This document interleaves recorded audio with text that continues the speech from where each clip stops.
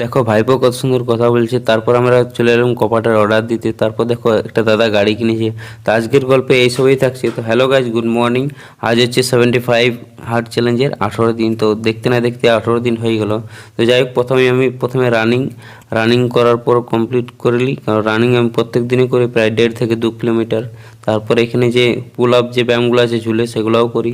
তারপর আমার দুটো ইঁটার দরকার হয়, কারণ ইঁটা দিয়েই বাকি যে ব্যায়ামগুলো হয় সেগুলো করা হয়। যেহেতু আমাদের গ্রামের বাড়িতে, তো গ্রামের সব থেকে সহজ পদ্ধতি হচ্ছে ইঁটা, তো ইঁটা দিয়ে সব ব্যায়ামগুলো করা হয়।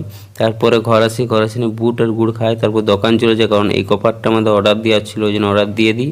আর এইটা হচ্ছে দোকানের লোকেশন। এটা হচ্ছে পাহাড়িগড়া সাঁওতালির মাঝে দোকানটার লোকেশন হচ্ছে।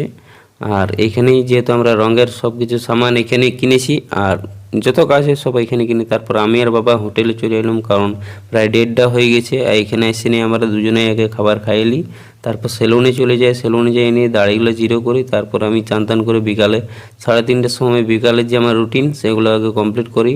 বাইসেপ, তারপর ওই পুশ আপ, এগুলো কমপ্লিট করবো। দোকানে এসে দেখো এই দাদাটা আছে, গাড়ি কিনেছে।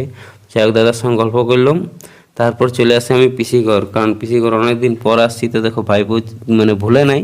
তারপরে অনেকক্ষণ ভাইপোর এই টোটোটা দেখছি, এই টোটোটাকে অনেকক্ষণ চালার পরে ইধার ওধার ঘুরলাম।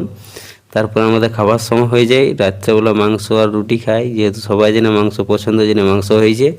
তারপর দেখছি যত রাত বেড়েছে তত ভাইপোর বদমাশিও বাড়ছে। তারপর আমি ঘুমাতে চলে যাই। বাই বাই, গুড নাইট, দেখা হবে নেক্সট ভিডিওতে।